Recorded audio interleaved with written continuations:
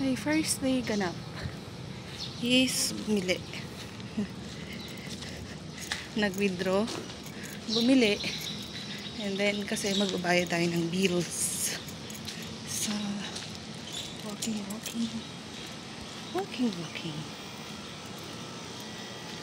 So, na tayo dumaan kasi sarado yung exit. Oh, ba't ganun? Daming kalat. Ay, ganda ng halaman niya, oh. Baka ayaw niya. Ito, oh. May-ari na kaya niyan.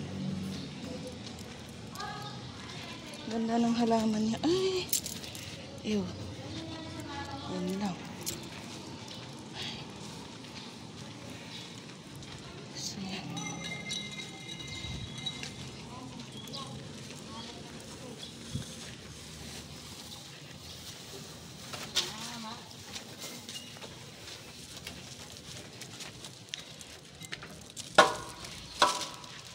Oops.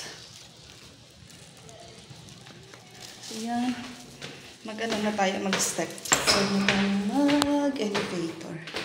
So, gusto niyo makita yung aking outfit of the day.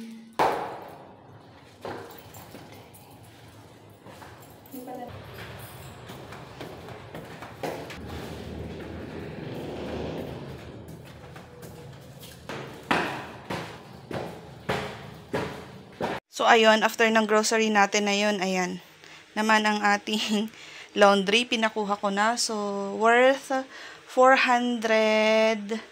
410 yan, ayan. Kasi 500 binigay ko, 90 pesos ang barya ko. So, 410. Yan. And then, yung ating tubig, this is 70 pesos. Delivered na yan. And then, yung grocery natin kanina na C2 is 31 pesos. So, yan. Binili lang naman natin kanina is yung ito. C2 is 31 pesos. Etong watermelon ba? Ay, hindi. Sweet melon na 54.15 pesos. And then, yung ating pineapple juice na 38 pesos. And then, yung ating gamot na 51 pesos. Vitamins yan. So, yan naman yung kinuha lang natin kanina. So, ayan. O, magkano na agad yan, di ba? So, i-total natin. Magkano na ang ating nagastos ngayong araw na to. So, ang total lahat ng gastos mo is 654.15 pesos.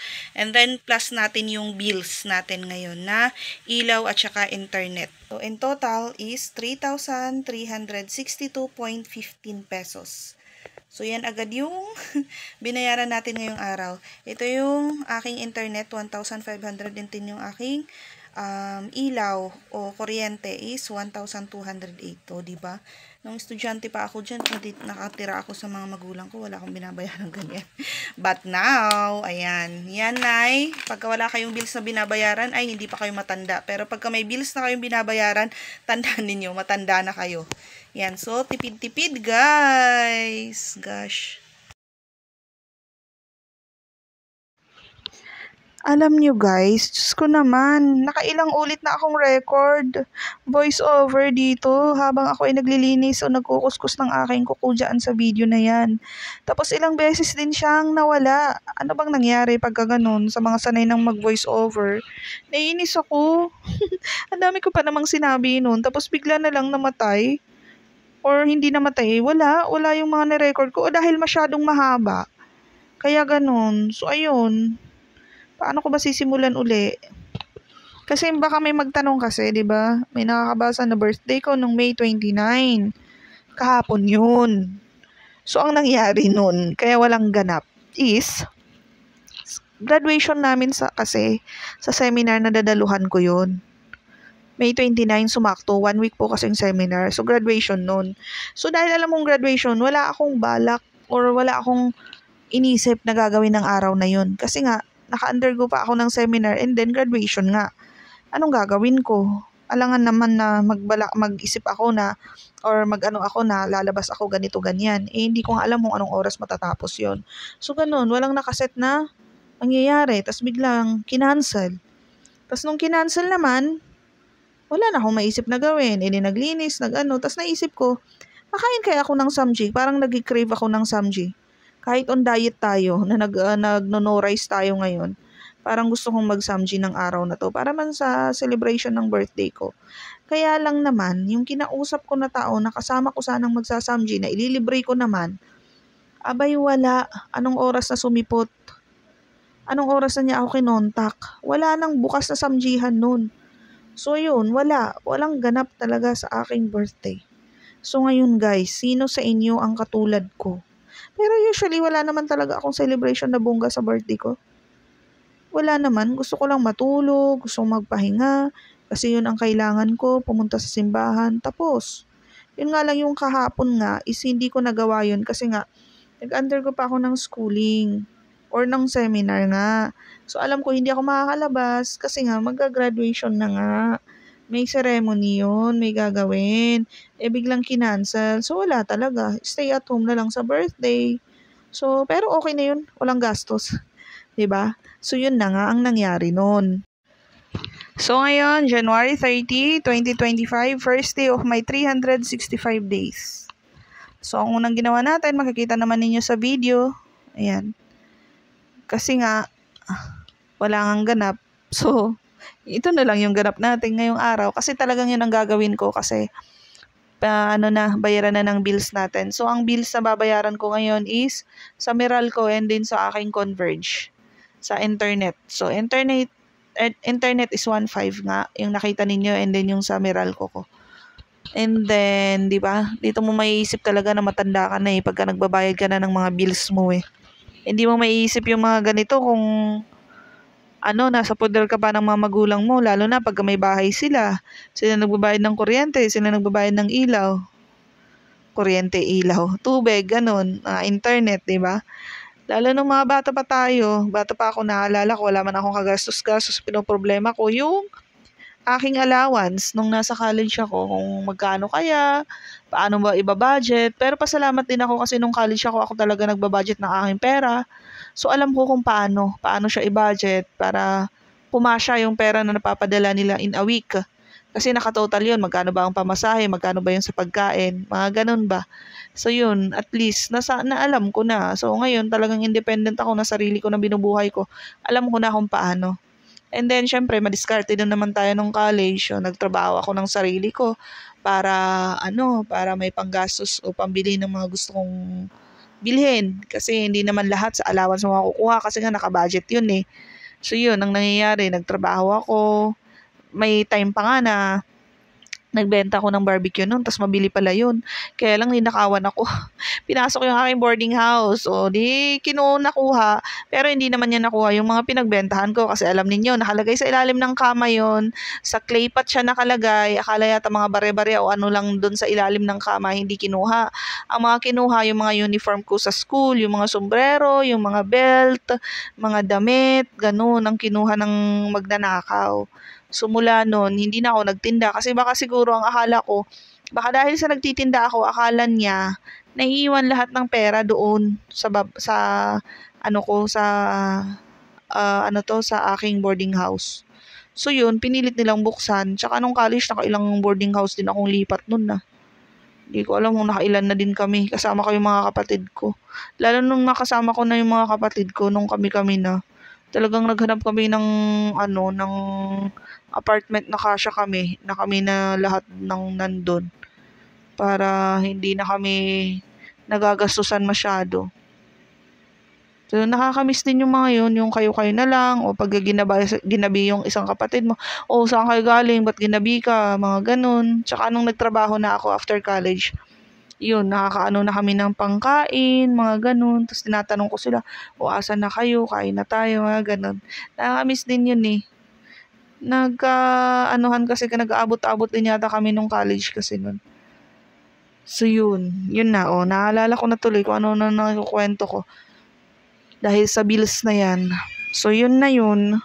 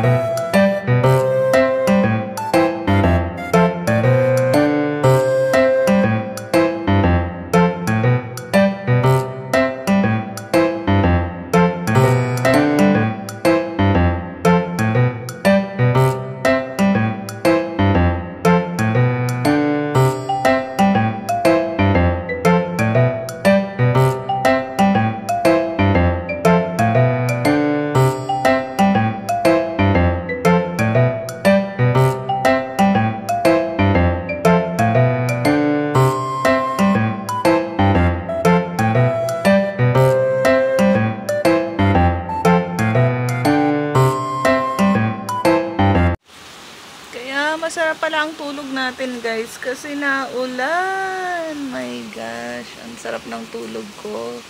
Alas 5 na, past 5 na, nagising ako dahil sa tawag na. Sarap. Bakit kaya, guys? Masarap talaga matulog pag tag-ulan. Tag-ulan na, no? Tag-ulan na. Ayan, nasa terrace tayo. Nabasa na yung aking foot rug, pero okay lang. Basta na yung mga halaman ko, nadiligan sila. Ayan. Kain ng mangga. Malaki yan. Asin lang sausawan natin.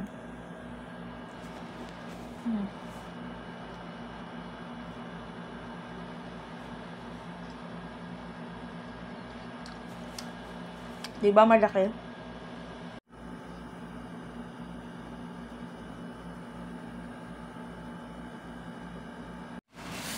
Ayan, may Shopee ka na naman, Day. May Shopee, may Shopee. Let's open. Anong laman? 179 pesos. Tama. 179. Ang laman ay ito. Ano ba yan? Ang laman ay ito. Box kaya lang parang na-yupin.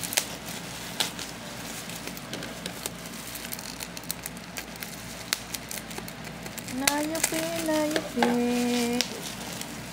Ang mga nakalagay. Hindi kasi ganun kakapal. So, yan. 1. Naku, nipi yung box. Okay, Collagen Night Firming Soothing Mask. Defense Sunscreen. At ano ito? Hirap buksan. At isang body lotion. Yun pala yun. Soothing mask. And then, yan. So, ating buksan muna ang collagen soothing mask. Soothing. Soothing.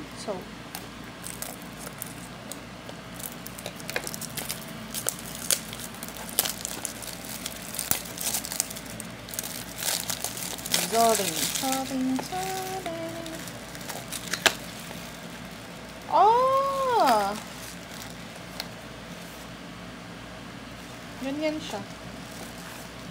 Individually packed. Okay. And then yung ating sunscreen.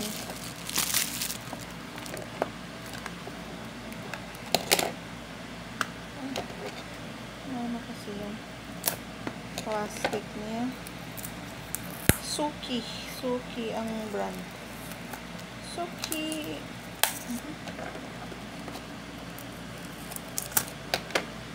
So, yan. Tingnan natin. Ano to? Nakabox or individually pack? Ito. Ano siya? Sunscreen. Lightweight and invisible. Moisturizing, whitening, protect skin. 50 plus SPF. Okay. Yan na. Ilabas na natin yan. And then next, ito.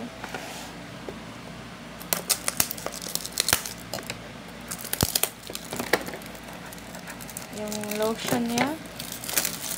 Siyempre, buksan natin para makita natin. Paano yung lotion? Okay. Ganyan ang kanyang lotion. Deep hydration. Lightweight. So, ayan. Okay na yun. Labas natin. Yung night firming soothing mask niya, ano siya, no? Individually packed siya. So, pwede siyang pang travel. Ilang peraso?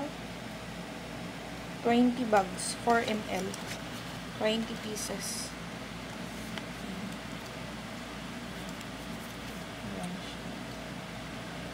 Collagen Night Firming Mask. Okay, so yan lang.